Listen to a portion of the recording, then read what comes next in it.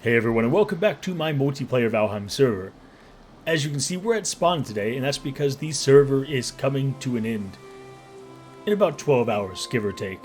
And I wanted to do one last tour of everything and kind of show off all of the progress that we made throughout the server. So you can see that we beat, of course, all of the bosses, very obviously. And if we head off in this direction, we see a sign over here a little bit further away. Now, I'm not sure if you can tell what's going on here, but there were at one point free harnesses being given away. I think they've all been taken at this point, so the chest is no longer there, but yeah. Over here we have a little bit of a sign showing the direction to Wisemans Merlin, as well as the starting village that I founded on the first day of the server. And I believe it was Wiseman who made this path all the way to the server from their house, which is really awesome. I'm really thankful for that. And if we follow this path a little bit along the way, we're going to come across the first base that we see on the server, over here to the right, which I believe this base belongs to someone named Caveman on the server. Now, unfortunately, I cannot get into the house because they have a ward up and I don't have access, so this is what we're going to see of the base. So we'll keep trekking out to the village here. And you can see on the right, this is a brand new house. I haven't even seen this house until this morning when I logged onto the server. I really like the style. Like, it looks really cool. They've got some really nice things going on the inside, but it's just not finished, and sadly will not be finished. At least not for a long time, until Ashlands comes out, potentially. But I like the style. It's, you know, like a Japanese temple kind of style is what I feel like. Dude, get out of the way. But yeah, just a nice house. It's unfortunate it didn't get finished. If we head over here, I saw this last night as well, and I thought this was hilarious. It's like they use like one of the stones that kind of spawn in with the wood. It looks really rustic, which is kind of interesting, but I don't know. I don't know who built this. It's interesting. It's kind of funny. And as we go this way, you'll see the village start to come in. On the right, we have the Eikthyr spawn, where we fought Eikthyr in the first video, the first day of the server. Here on the left, we have a big stone house, which I believe this belongs to Sharko. Yeah, Jez Sharko there. And what I cannot unsee on this house is the face. Do you see the face right here? Two eyes, an angry-looking mouth. You're never going to unsee that face. You're never going to unsee it. But, yeah, an interesting house. I don't have access, so we're moving on.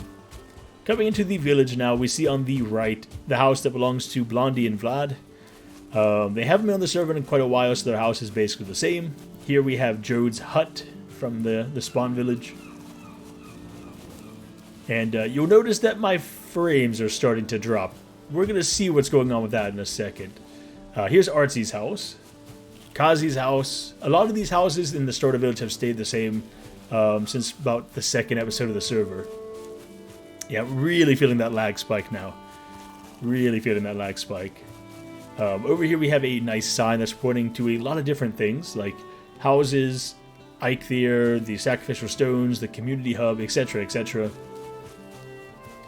On the left, the portal hub, which is, yeah, it's not in the best condition, I would say. It, as you can see, it's kind of falling apart a little bit, and it hasn't been maintained over the life of the server. But it also hasn't been used as much since we all moved out of the Swan Village. Heading up this way, we have a mansion by Aegon, who's the same person who built the inn from the last episode. And I think I can get inside, but I don't think I can go into the actual house itself because there's a ward up. So, yeah, there's a ward. So we can take a little bit of a peek inside. Lots of red carpet, a nice throne room. I mean, it looks really nice. It's got some nice vibes going on with it. It's just a shame that I can't see more. What is this? Looks like maybe like a little bit of a crafting station out here. Okay, interesting. Interesting. That up there on the hill, that is one of Raven's many houses on the server, and Raven has done a tremendous job. We're going to be looking at that a little bit later.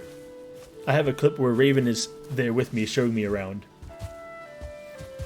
But this is, of course, my house. And there you go. There's the culprit from all the dropping frames. I lose about 30 frames per second when I'm in this area, just because of all the chickens. And I think this is all all the responsibility of someone on the server named Pav. And yeah, it's funny. It's quite funny, but it's really tanking the server and the frame rates around here. So, you know, maybe not the best thing to have going on. But oh, hold on real quick. I'll be right back. I gotta take care of something.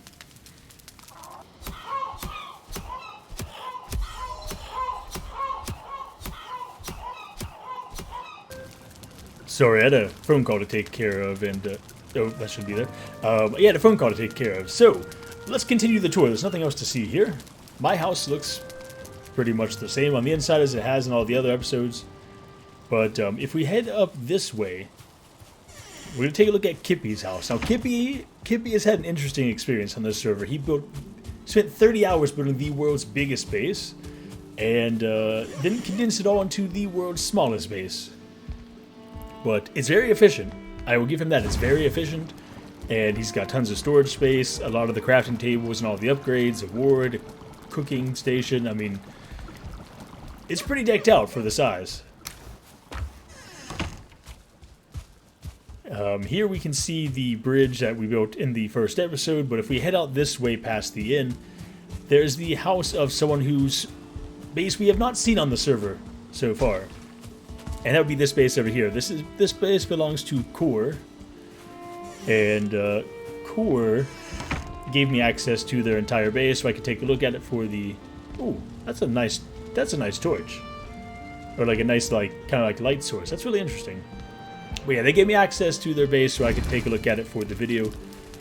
And, ooh, I like that as well. The Brenna trophy with the... Okay, that's cool. That's really nice. And the root set, or the root helmet at least. Head down here real quick.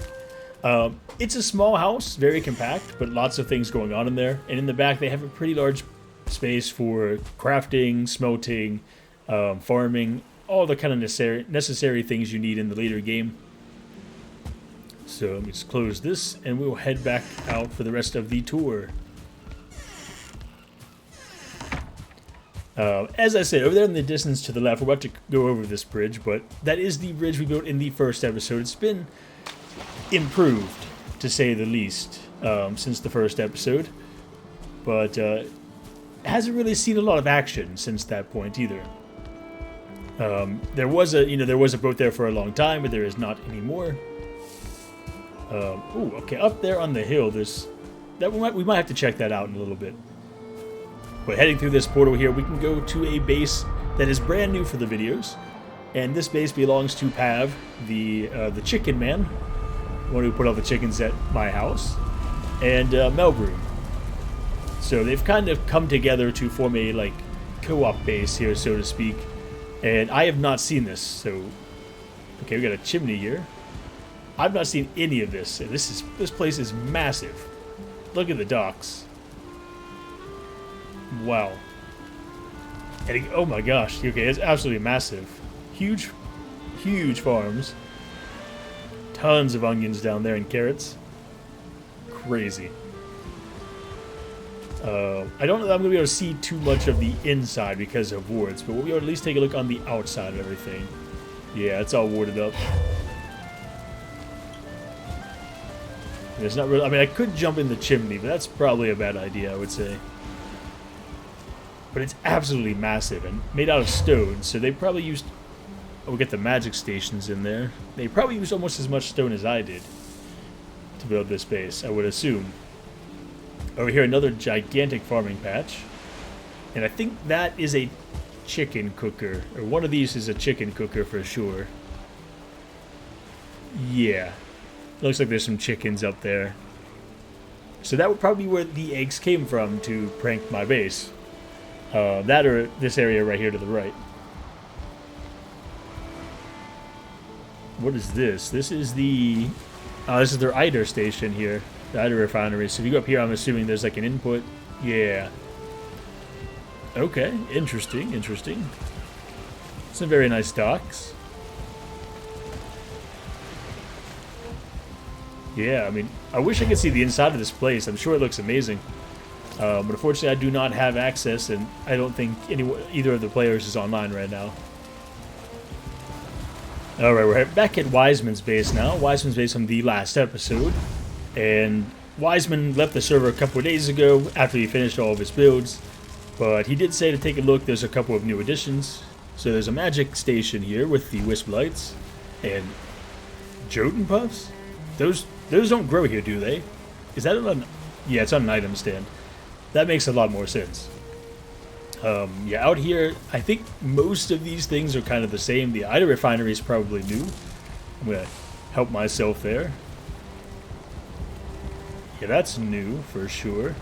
But I think for the most part, the rest of this is pretty much the same as it was last time. The windmill's up here. But there is one major addition over here. And if we head this... Ooh. Yo, this man put in a drainage, drainage ditch or something along those lines to let the water drain out. But check this out. This boathouse looks awesome. Love the boathouse. Any builds that use like boats as a prop or something like that are really cool. I think it's a nice touch. It's expensive.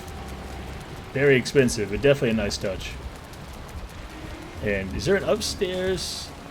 Oh, no. Can I get on top of the boat? Maybe if I jump from here? No. What about the ladder? There we go.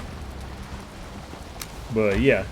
Oh, don't mind the chicken in my inventory. That someone gave that to me.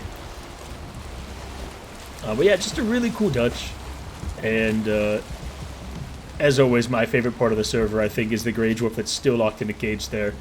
That guy deserves to be locked in a cage.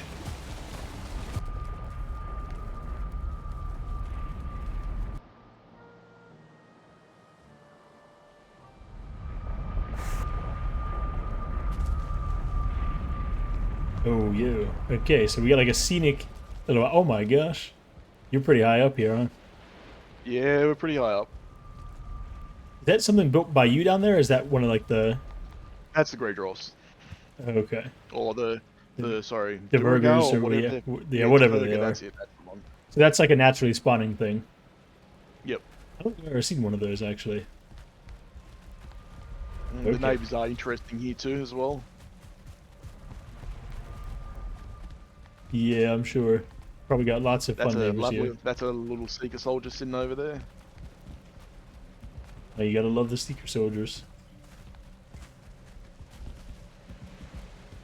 Oh, we get some nice ballistas. And as I was saying with the ambient light, with the wisp torches, as you can see that if you got enough of them in the location, they really light up the area. Yeah, for sure. I mean, like, there's like no mist here at all. Dude, this build looks crazy. I can't wait to get over there and see what it actually looks like in person. Oh yeah, I see what you mean here. Like with all these wisp lights inside of this tower, or this little wall section here. Yep.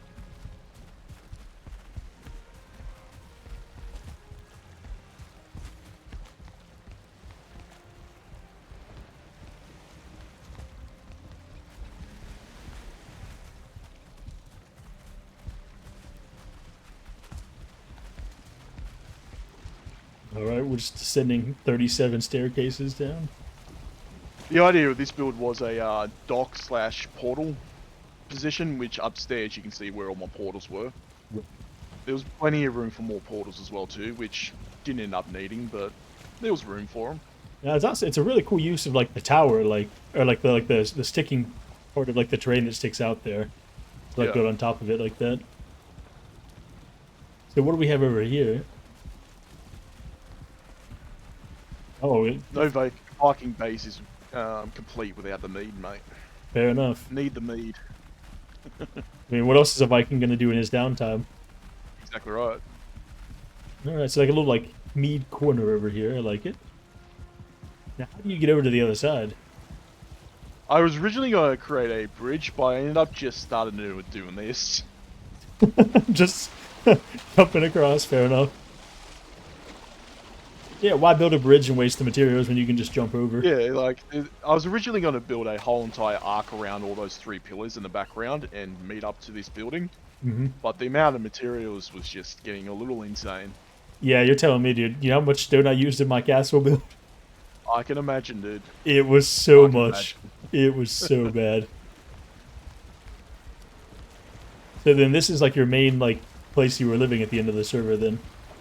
Yep, this is where I was living at the end of the server. Alright, you got all the crafting stations out here. Actually never really built with black marble. But I imagine it's gotta be really hard to make it look good because it's so dark. I will admit I haven't used it much, but usually if you use it as an aesthetic instead of a complete, like use it just as stone, you usually get away with it pretty easily. Okay. Yeah, that makes sense, like as an accent feature instead of the whole build. Yeah. Because I mean, Like, you look if in try here to and build like it's... a castle out of it, Yeah. I think it would look dreadful. But if you use it as an accent, I think it'll turn out absolutely fantastic. Yeah, I imagine that sounds about right. I used a little bit of it in my castle, because I thought about doing the entire castle out of it, and I was like, nah, it's going to be so dark in there, I won't be able to see a single thing. And it's dark as it is with regular stone. Yeah. There is one thing that I've been meaning to try on a free-to-build. And there we have it, everyone. The final tour of the server is complete, and with that, this world will be saved to my desktop for the future when Ashlands comes out.